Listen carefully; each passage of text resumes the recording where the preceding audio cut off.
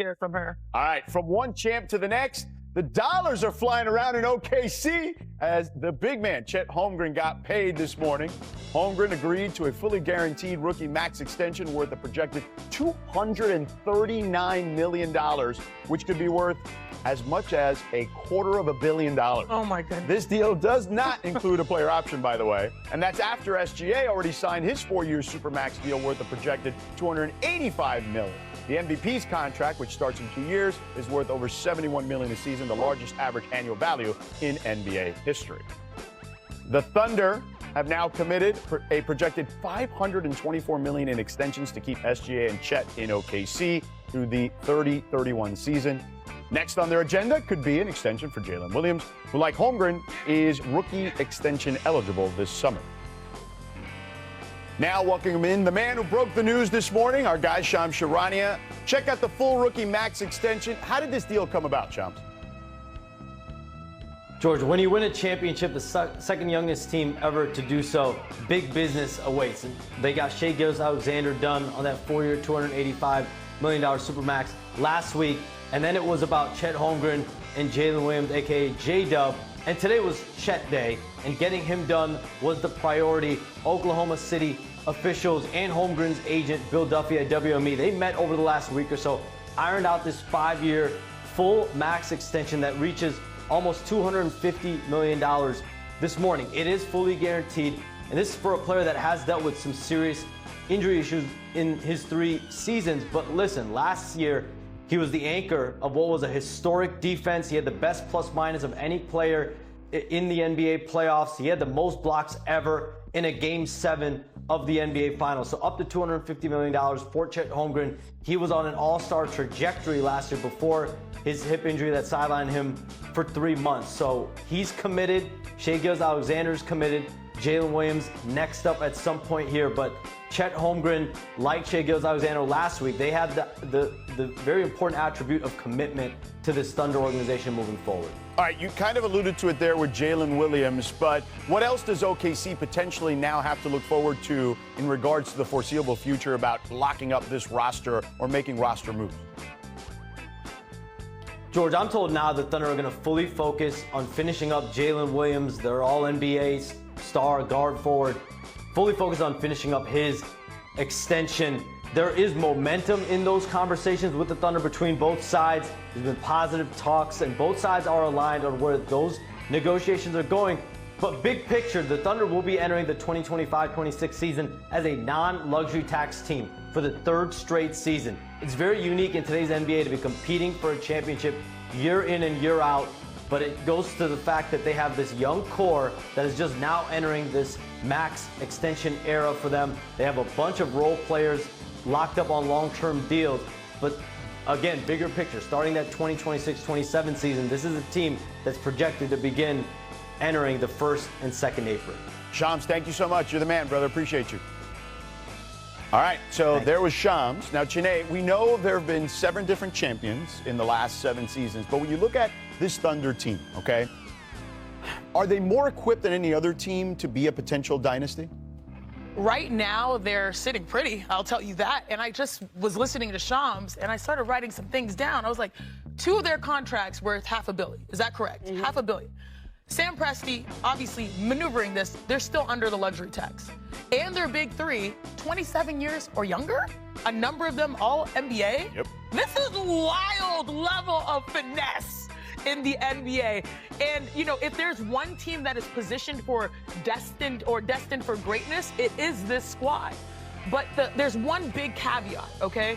It's the fact that when you grow over the next few years, as these guys continue to be dominant, it's going to be that much harder, especially when those numbers hit the books, to retain the supporting cast. Right. The Carusos, the Hartensteins, you know, the Dorts. That, to me, is the question mark. But they do have 11 picks to be able to buffer the young roster around them. But I think they're hedging on that core, that big 3 core, which, by the way, if you're thinking about it, I was in love with the James Harden, the Russell Westbrook, the Kevin Durant. But this right here, they won a championship. Not saying that they're better than those future Hall of Famers, but their team is basically has a runway where they've bought in already to the identity, the system. They have so many boxes checked that it's like, okay, if any team can do it and go back-to-back, maybe it's them. But they're set up for sustainable success, and they're set up in a way where, as Janae mentioned, I think they won because of their cast, because of the supporting cast, because of their depth. They just outlasted everybody.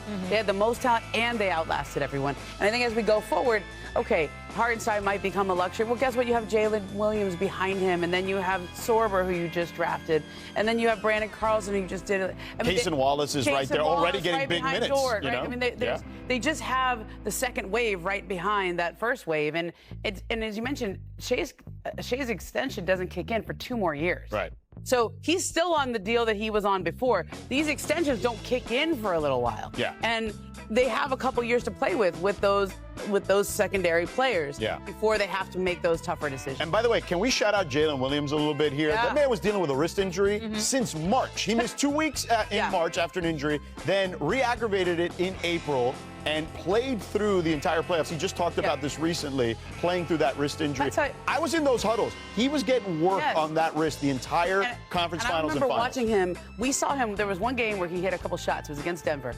And he starts blowing on his hand. And that wrist, the wrist that's always taped. And we asked him about it post-game. And he's trying not to say anything. Sure. Right? He's trying not to acknowledge any level of pain or whatever it is. He goes, oh, I didn't even know. The cameras literally captured him doing it. And he goes, I don't even know what you're talking about. Like, that guy was cool as a pillow. And you know what's crazy to me? The only player that had high levels of consistency through all rounds was Shea. Now you're going to get that in the future with J-Dub and Chet only improving. To me, it's wild. Even though the West is still tough. Stacked.